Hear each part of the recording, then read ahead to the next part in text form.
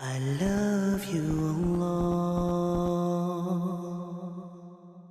As a quick reminder to all of you, is that your dua getting answered immediately or not getting answered immediately has nothing to do with whether or not Allah is happy with you. It has nothing to do with that. There's no connection between those two things. And even if there was a connection, you will never know. You cannot guess what the reason is. So the first thing I want to remind myself and all of you is that prophets ﷺ, all of them, much before us, Allah mentions their du'as consistently in the Quran. And Allah also mentions their problems consistently in the Quran. You don't think, for example, that Yaqub alayhi salam, the father of 12 sons, made dua for all of his sons?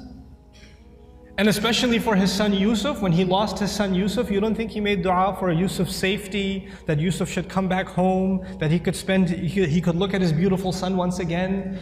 We know that he cried so much he lost his eyesight. Ibiyaddat aynahu. He lost his eyes over crying over his son. And all of those du'as for so many years go unanswered, and then eventually they get answered.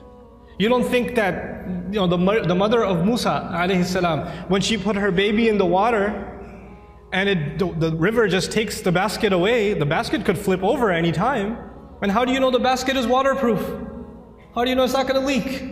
How do you know it's not going to hit a rock and it's done? You know, you're throwing something in a river. It's not a joke, it's a baby in a river. You don't think that mother is making dua to Allah? And notice the difference. In that case, in the case of Musa's mother, she makes dua to Allah, and a few hours later, she's reunited with her son. Just a few hours later. By the time the baby is hungry for the next meal, he's back with his mother. And in the other case, with the case of Yusuf alayhi salam, he was separated from his father. But he wasn't reunited with his father for many years. For many, many years. We are going to go through difficulty in life.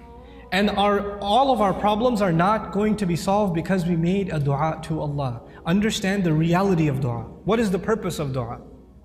We often confuse dua with talab. Talab in Arabic means to ask for something, to demand something. Dua means literally to call. That's what it means. Da'awtukum, I called you, I invited you, I cried out to you. This is dua. When we make dua to Allah, sometimes in that dua we are making demands. It's true. We're making requests. But we should never forget that all of those requests, you know what they are at the end of the day? It's a humble slave of Allah turning back to Allah and begging Allah to help him with whatever problem.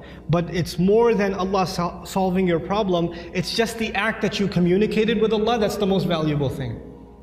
The fact that you actually engaged Allah in conversation, that is the goal in the end. Whether or not Allah will solve your problem immediately is a separate problem.